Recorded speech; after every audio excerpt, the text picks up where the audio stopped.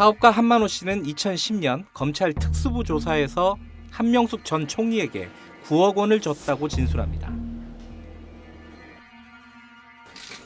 검찰은 한 전 총리를 정치자금법 위반 혐의로 기소했습니다.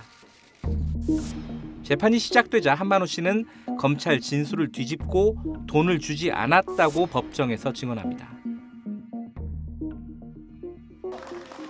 한명숙 전 총리는 1심에서 무죄를 선고받았지만 2심에서 유죄로 뒤집혔고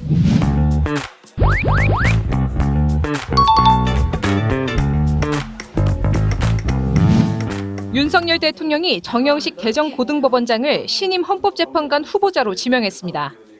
헌법재판관으로서 지녀야 할 자질과 덕목, 또 법조계의 신망을 두루 갖추고 있어서 더 없는 적임자라고 판단됩니다.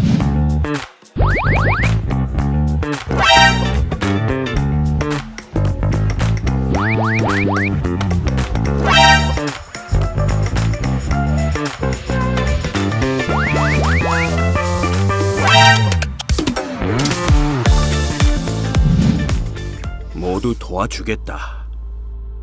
총리님 유죄만 나오면 재기할 수 있게, 회사 찾을 수 있게, 증언 이후 며칠 안으로 출소할 수 있게, 출소 이후라도 다른 건으로 기소 안 되게, 사업에 재기에 전념할 수 있게 개인적으로도 돕겠다. 단 총리님 유죄 나와야 한다. 무죄 나오면 형 더 살아야 한다. 검찰은 당시 통영교도소에 있던 한 씨를 서울구치소로 이감시킨 뒤 약 70차례 조사했지만 조서는 5차례만 작성했습니다. 매주 불러서 테스트하고 변호인 답변 피해가는 방법을 교육하더니 아예 검찰 진술 조서도 제공해주고 구치소에서도 공부하라 하며 조서의 답변 내용을 매주 불러서 시험 본다 하며 테스트했다.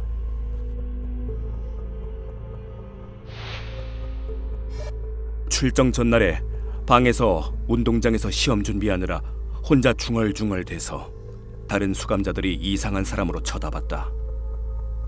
실수 없이 잘하면 칭찬해주고 저녁 식사. 그 능멸, 모멸감을 죽어서도 잊지 않을 것이다. 회초밥을 먹었다. 무고한 총리님의 살점을 발라먹고 있다는 생각으로 복통설사로 무척 고생했다. 결국 한만호는 재판정에서 진술을 뒤집겠다는 결심에 이르게 된다.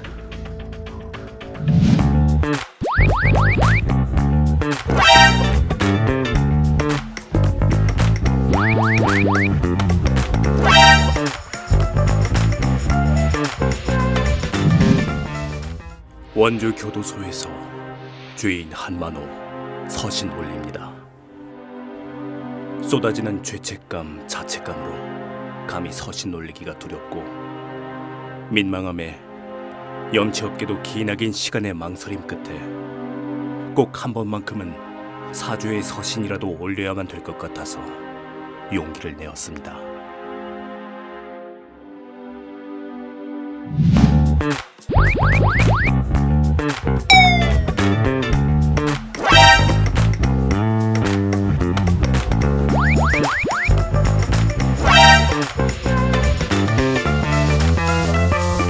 한 전 총리에게 유죄를 선고한 2심에서는 판결문 어디에도 비망록의 신빙성을 판단한 대목이 나오지 않습니다.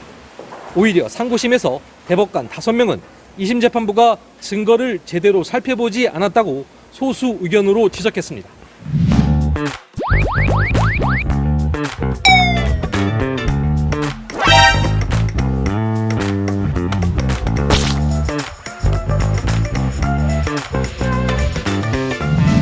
거기에 핵심 증인인 한만호 대표의 검찰 출신 신빙성 자체가 문제가 된 사건인데 이 사람이 2010년 4월부터 11월까지 73번에 걸쳐서 검찰 조사를 받았어요.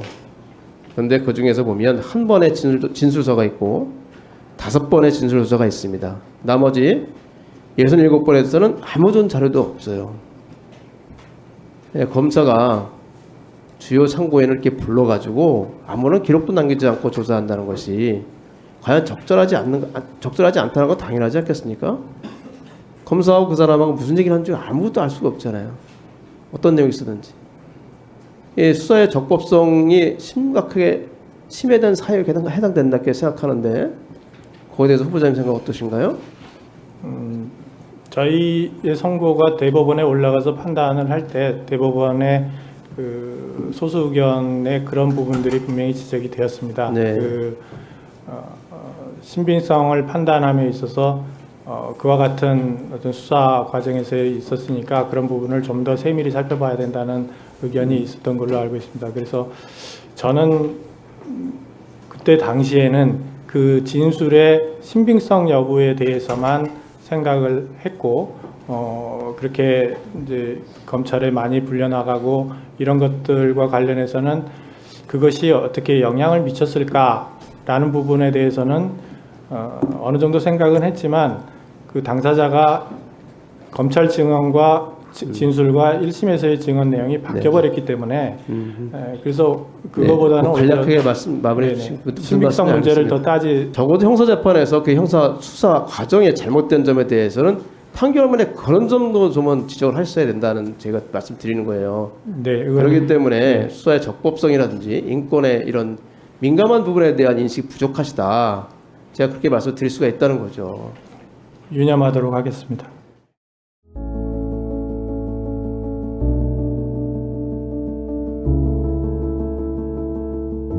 저는 단돈 1원도 받은 일이 없습니다. 저는 결백합니다. 제가 그렇게 살아오지 않았습니다.